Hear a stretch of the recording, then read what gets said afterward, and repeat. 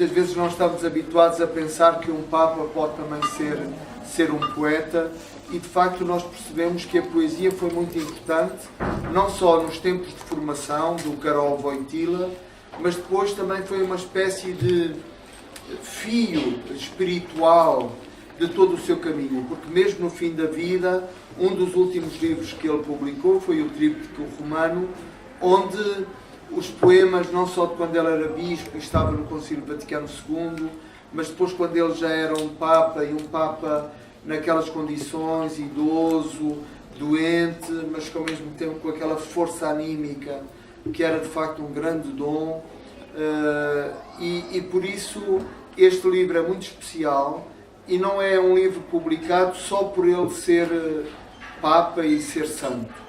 É porque também é um poeta, um grande poeta polaco, de língua polaca, que tem muita coisa a dizer e que vale muito a pena conhecer. Por isso é com muita alegria que hoje temos connosco a professora Maria Teresa Dias Furtado, ali da nossa vizinha Faculdade de Letras, que fez grande parte da tradução e coordenou. Ela poderá explicar a origem deste volume, que também é muito interessante e que se liga à visita do Papa João Paulo II a Portugal, e depois está aqui numa parceria muito especial com o nosso querido professor Jorge Vaz de Carvalho, que é um leitor extraordinário de poesia, de maneira que vai ser um momento muito, muito interessante para nós.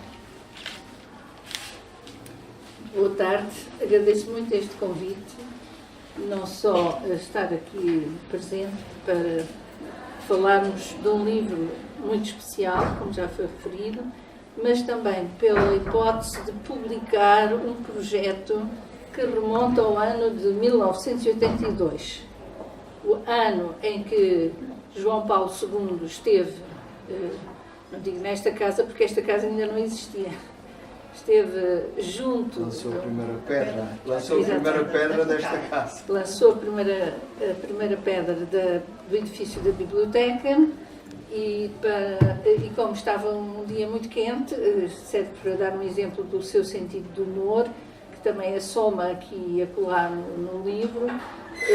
Estava muito calor, estávamos em maio, portanto o Papa tinha ido a Fátima agradecer não ter morrido do atentado, e disse com um bocadinho de sotaque que com este calor não se pode estudar. Os estudantes rejubilaram. Depois, a professora Maria de Lourdes Belchior, que já não se encontra entre nós, é que teve a ideia de reunirmos uma série de poemas de João Paulo II, que se encontravam publicados em várias línguas. Ela tinha a edição francesa, eu, através de uma amiga, arranjei a edição espanhola, e é assim todas as pessoas que traduziram João Paulo II, ou melhor, André Rabien, ou André, mais outro nome, Gruber, que eram os pseudónimos que ele usava. Quer dizer, só os polacos é que tinham acesso direto ao polaco, não é? E nós, depois o Jorge vai ler uma passagem em que o autor diz mesmo: quando estamos no estrangeiro, ninguém nos percebe. Até acham que a nossa língua não é útil. E a língua carrega toda uma vivência histórica, social, enfim, carrega muita coisa. Portanto, há muitas coisas que estão aqui escritas, outras ficaram por escrever. Espero que venham a escrever nas vossas cabeças as coisas que faltarem, porque houve uma preocupação em atrair o público português para a leitura de poesia, que não é realmente uma apetência nacional. A apetência nacional é mais para o romance, tirando honrosas exceções. Tenho ao meu lado um poeta, enfim, e na sala estão outros poetas. E depois, para falar sobre Karol Wojtyła, lembrei-me de dizer que é do mesmo ano do poeta, agora recentemente voltado a traduzir, Paulo Celan. Foi ontem o lançamento, aqui eu não fui porque tinha este compromisso que queria honrar o melhor possível. Portanto, os dois poetas de leste. Portanto, o leste tinha que ter naturalmente uma visão, uma vivência muito própria, porque as coordenadas são outras, não só geográficas. Portanto, a história da Polónia, quando me encontrei lá em 97 para fazer 2 conferências, uma em Poznan, na universidade, e outra na mesma cidade, mas no Instituto Austríaco. Portanto, os austríacos têm assim umas instituições espalhadas para a promoção do Peter Handberg, sabe bem? E têm também uma casa para receber os professores convidados. Portanto, aí, com a companhia da minha colega, que tem um apelido impronunciável, peço desculpa, mas não consigo pronunciar, ela mostrou-me um sítio, por exemplo, fomos num trabi, não sei se o Peter poderá depois explicar o que é um trabi.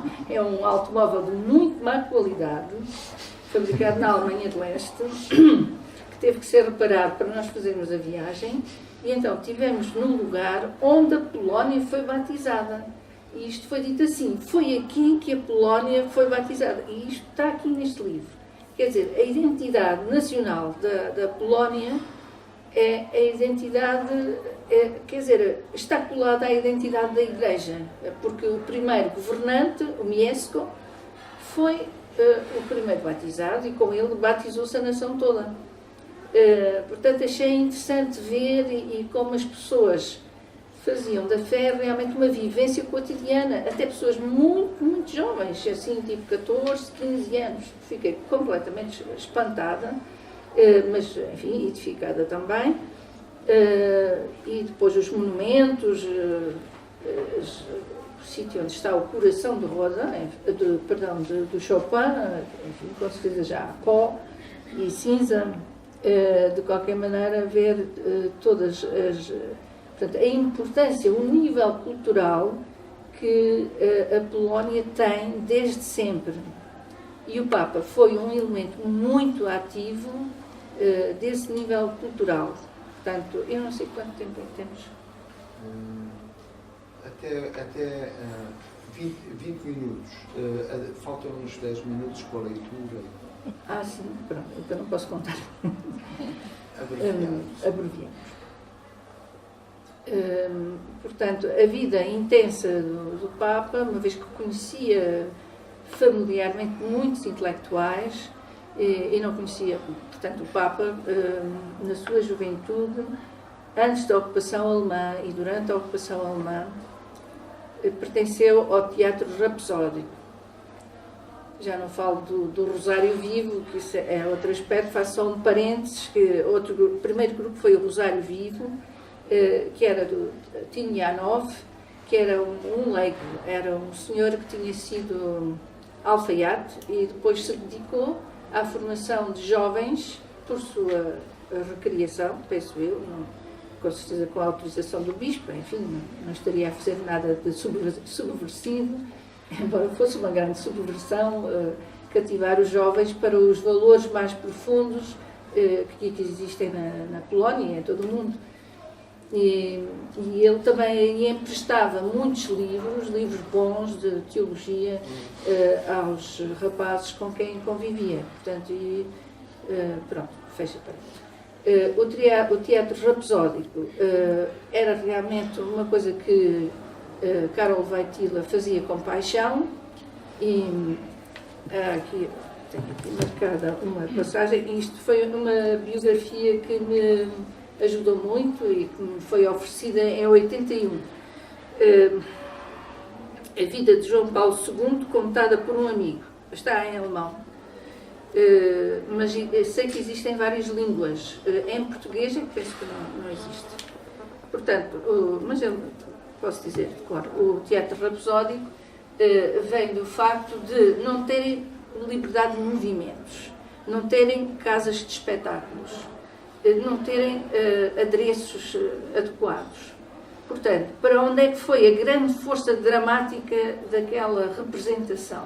Foi para a palavra.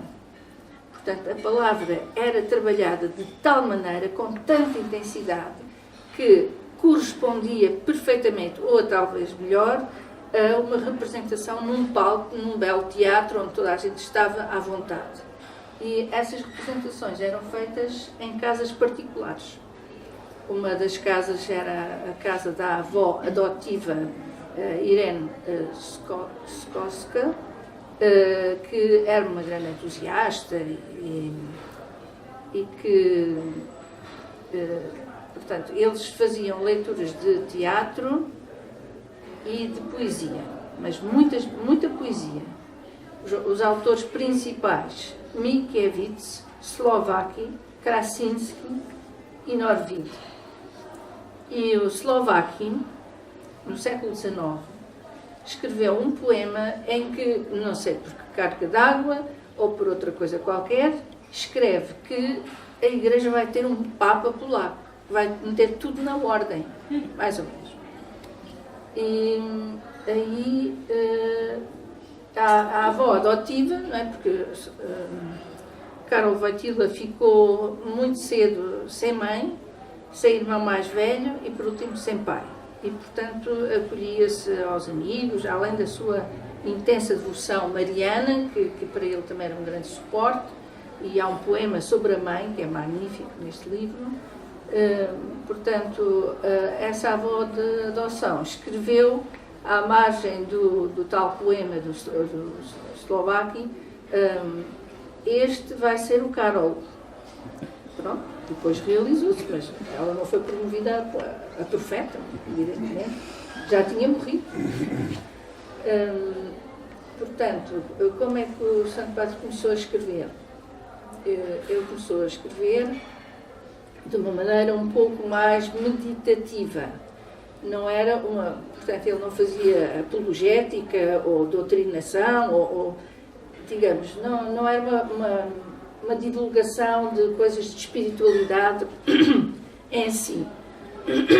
Ele era um poeta, como o Padre Tolentino já disse, e escrevia como poeta. Por isso é que eu pus na introdução que o registro dele é o registro de um poeta que escreve de uma maneira laical. Portanto, ele não se assume como, digamos, o detentor dos direitos e dos conhecimentos religiosos em si, mas transmite como vive ele próprio essas coisas e como dá valor a cada pessoa em particular. Quanto tempo é que eu tenho? 5 minutos? Sim, sim. Então, aqui neste capítulo podemos referir também a profundidade do conhecimento filosófico de Karol Wojtyła. Portanto, ele, no momento em que teve que fazer uma dissertação, ele escolheu, a primeira dissertação foi sobre os místicos espanhóis, Santa Teresa d'Ávila e São João da Cruz. Penso que foi mais o São João da Cruz, mas um sem o outro também não se compreende. E depois foi parar a Max Scheler. Max Scheler, discípulo do Husserl, que tinha como assistente Edith Stein. Portanto, há aqui uma constelação interessante.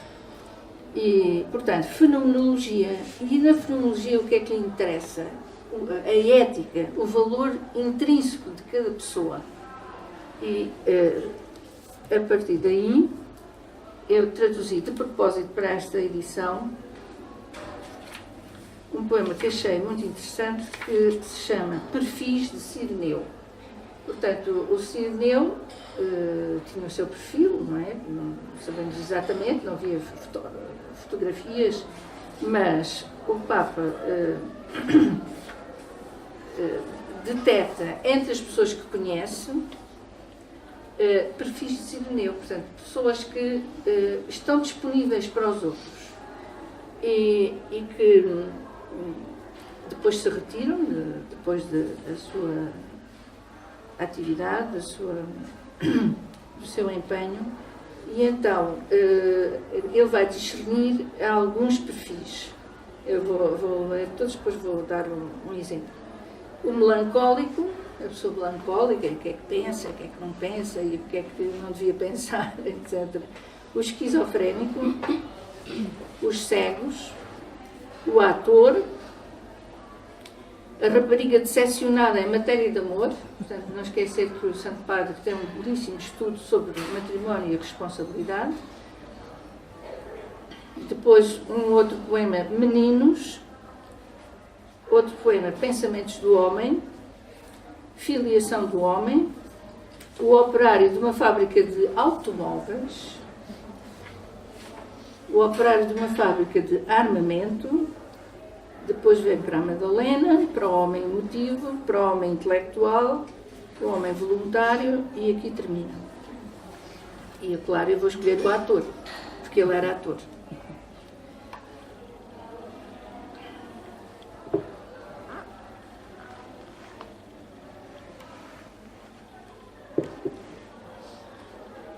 O ator.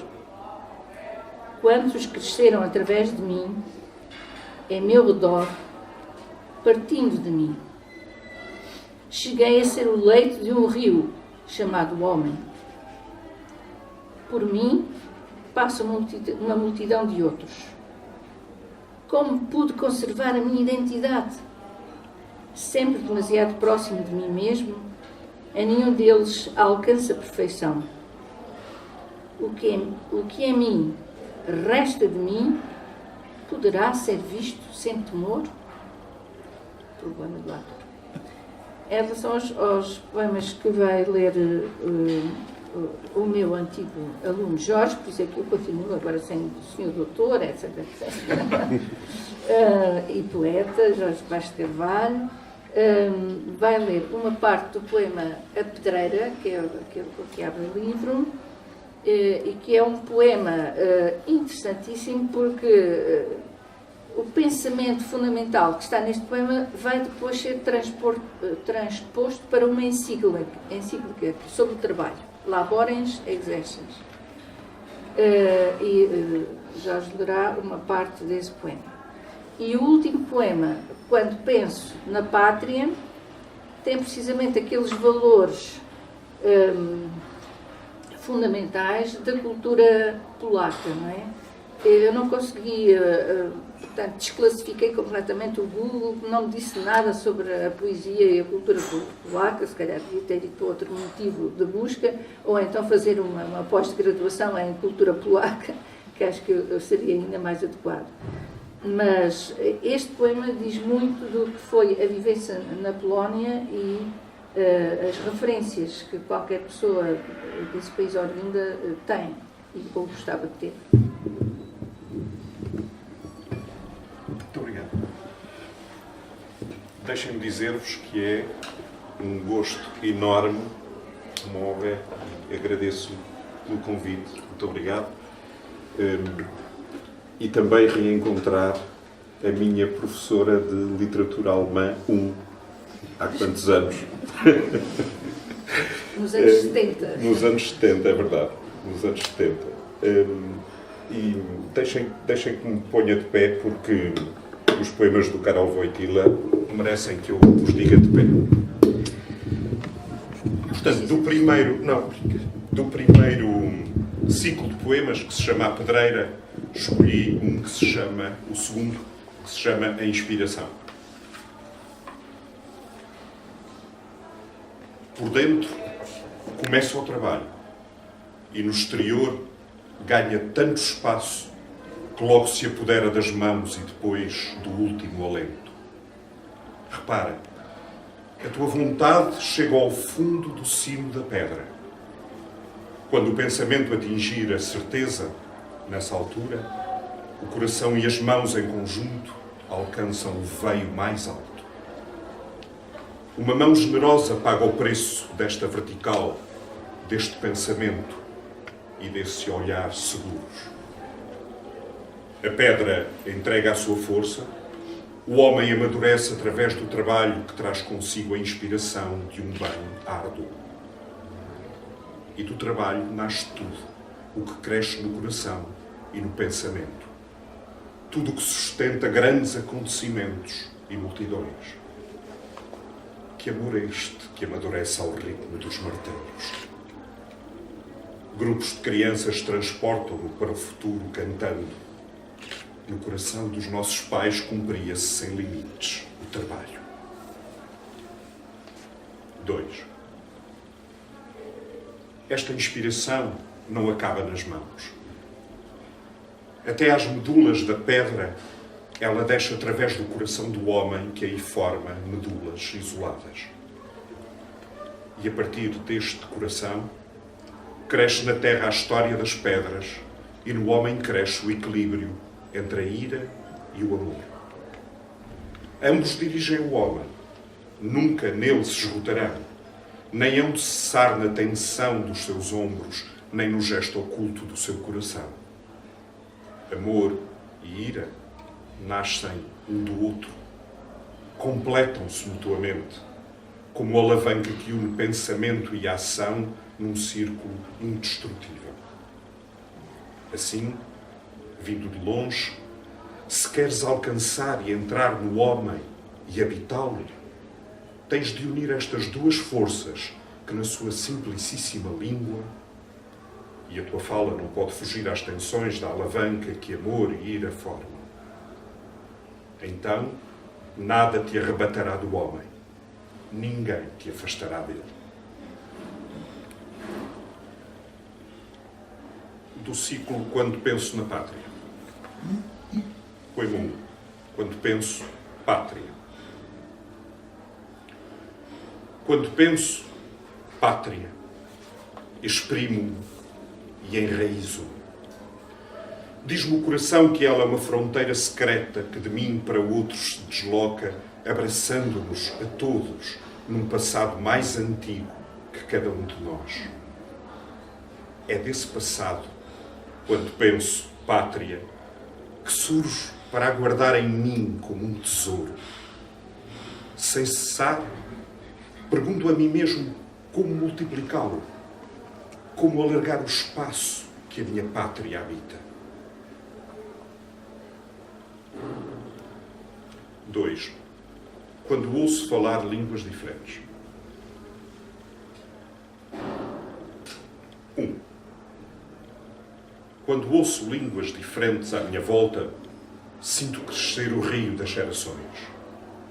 Cada uma conduz ao tesouro da sua terra coisas antigas e coisas novas. A terra vai-se convertendo em leito do rio, na qual cintilam as luzes acesas dentro das gentes. E a torrente da linguagem, acrescida pela história, repetidamente abraça a terra. As águas dos rios correm para baixo. A torrente da linguagem sobe até aos cumes. O cume é todo o homem que brota da terra. Todo o homem é um vértice. O vértice ergue-se por cima de todos nós. Ergue-se cada vez mais abruptamente e cada vez mais mergulha na própria consciência. 2. Quando em redor ouvimos falar várias línguas, a nossa língua soa com mais força. Penetra no pensamento das gerações e converte-se no teto das nossas casas onde vivemos juntos. Fora do âmbito desta nossa casa, a nossa língua ressoa poucas vezes. Entre os muitos homens que falam em redor e são como ilhas do oceano da língua universal, não sou capaz de reconhecer a minha própria onda. Não aumentaram os recursos da minha terra. Se a minha língua chegar ao estrangeiro, é para desaparecer lentamente nos rios que vão secando. As línguas dos outros países não acolheram a nossa, acharam-na demasiado difícil e inútil. Nas grandes assembleias dos povos falamos uma língua que nos é estranha. A nossa língua fortalece o vínculo que nos une, mas não nos abre ao mundo. 3. vinculados assim pela mesma língua, existimos se penetrarmos nas nossas raízes, esperando o fruto dos amadurecimentos e mudanças. Cada dia mais envolvidos na beleza da nossa própria língua, não nos fere a amargura de que nos mercados do mundo se não venda os frutos do nosso pensamento pelo alto preço que é preciso pagar pelas nossas palavras. Mas não desejamos mudar de mercadoria. Povo que, através das gerações, fica no coração da sua própria língua, não pode explicar por completo o mistério da ideia.